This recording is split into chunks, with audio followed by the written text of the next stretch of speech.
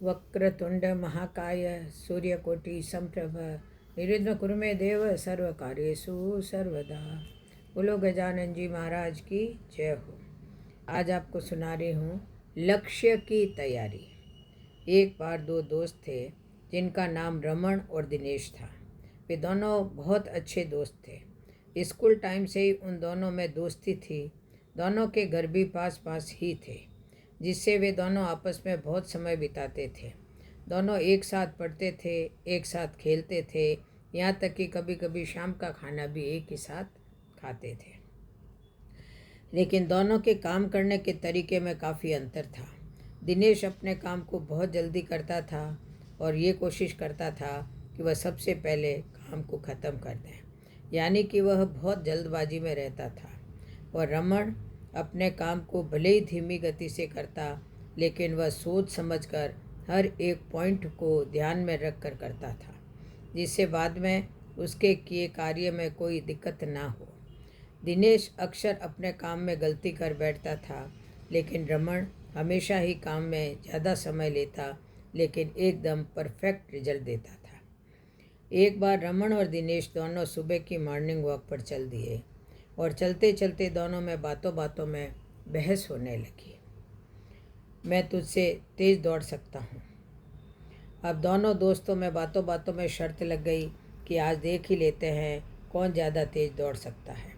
दोनों दौड़ लगाने लगे।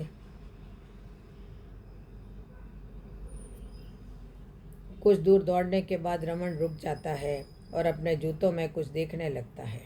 रमन को रुका देखकर दिनेश ने रमन से कहा, क्या हुआ, रुक क्यों गए? क्या तुम मेरे साथ दौड़ नहीं कर सकते? रमन ने कहा, मेरे जूते में कुछ कंकड़ घुस गए हैं, मैं इनको निकालने के बाद ही दौड़ सकता हूँ, वरना मैं कुछ ही दूर जाने के बाद चल भी नहीं पाऊँगा। यह सुनकर दिनेश हंसने लगा और कहने लगा, मुझे किसी पत्थर का डर नहीं है, मैं बिना पत्थर निकाले ही दौड़ पूरी कर सकता हूँ। और आगे निकल गया। रमन कुछ देर के बाद अपने जूतों से कंकड़ निकालकर दौड़ने लगा। अब दिनेश के जूतों में धंसे कंकड़ उसके पैरों में चुभने लगे थे और थोड़ी दूर चलने के बाद दिनेश के पैर बहुत ज़्यादा घायल हो चुके थे। पैरों से खून बहने लगा और दर्द से बेहाल दिनेश ज़मीन पर लेट गया। अब रमन कुछ आगे जा चुका था। दिनेश ने रमन को आवाज़ लगाकर मदद करने को कहा। रमन वापस अपने दोस्त के पास आया और उसकी मदद करने लगा। उसके पैर खून से लथपथ हो गए थे। रमन अपने दोस्त को घर लेकर आया, फिर उसके पैरों में दवाई लगाई। जब दिनेश का दर्द सही हो गया, अब दिनेश को अपने किए पर पछतावा होता था। शिक्षा। इस कहानी से हमें एक ही बार में कई बातें सिखाती है।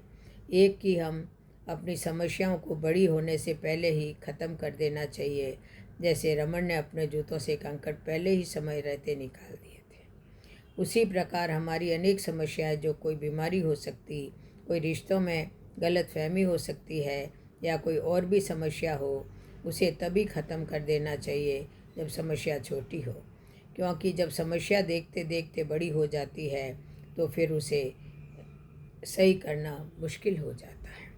दूसरी, जल्दबाजी हमेशा नुकसानदायक होती है। जैसे दिनेश ने दौड़ में जल्दबाजी दिखाई थी और अपने जूतों में फंसे कंकड़ को निकालना भी जरूरी नहीं समझा, और फिर जो नतीजा मिला वो बहुत ही खराब था।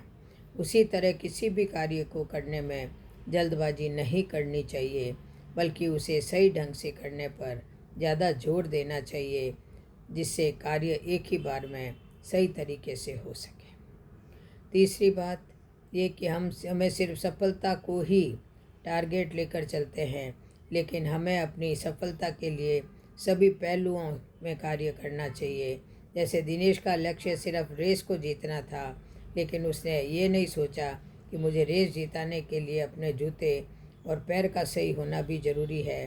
दूसरी तरफ रमन ने रेस जीतने को अपना सीधा लक्ष्य ना बनाकर उसे रेस जीतने के उपयोग लेने वाले सभी पहलुओं पर ध्यान दिया था, तभी वह रेस जीत सका था। बोलो जय श्री कृष्ण, जय जय श्री राधे, जय जय श्री कृष्ण, जय जय